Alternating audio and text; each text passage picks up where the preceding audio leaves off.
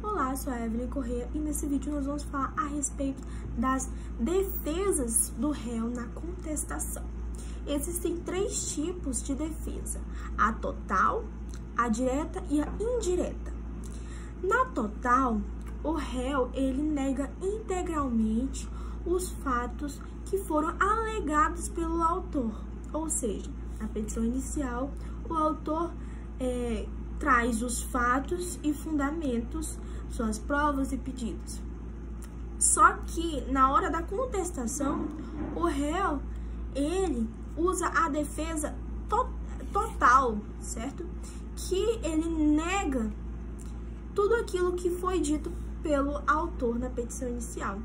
Então, o que é que ele busca? Ele busca, então, a improcedência total da demanda que foi alegada pelo autor. E um exemplo disso é uma empresa responsável aí por manutenção de carros, veículos, e o autor, por exemplo, parte ré é a empresa e a parte autora é o dono do veículo, no qual ele sofreu aí um acidente, e esse acidente ele quis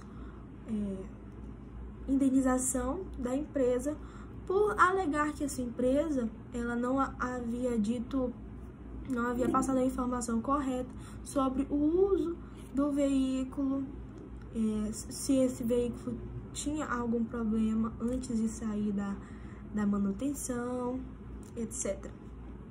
Então, a parte ré, que é a parte da empresa, nesse exemplo, ela nega que causou o acidente e que o acidente foi por conta do uso inadequado do autor, que estava dirigindo o veículo e por erro dele aconteceu o acidente. Na defesa direta, acontece o seguinte: ele não nega a existência desse fato. Na defesa total, ele nega, e na direta, ele não nega. Ele apenas explica de uma forma melhorada os quesitos da alegação e das provas que foram alegadas pelo autor. Mas não nega, ele apenas complementa e explica que, por meio de tais provas, por exemplo, no exemplo anterior, por meio de um relatório da manutenção que foi feito naquele carro, o autor sabia de que o veículo dele estava com os problemas e que mesmo assim ele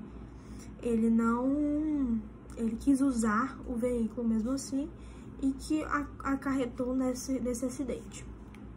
Enquanto a defesa indireta, ela não busca negar os fatos alegados pelo autor, nem tampouco busca responder, diretamente essas alegações, explicar, mas por ser defesa indireta, ela está ligada aí às questões, os quesitos que estão no interior da petição inicial.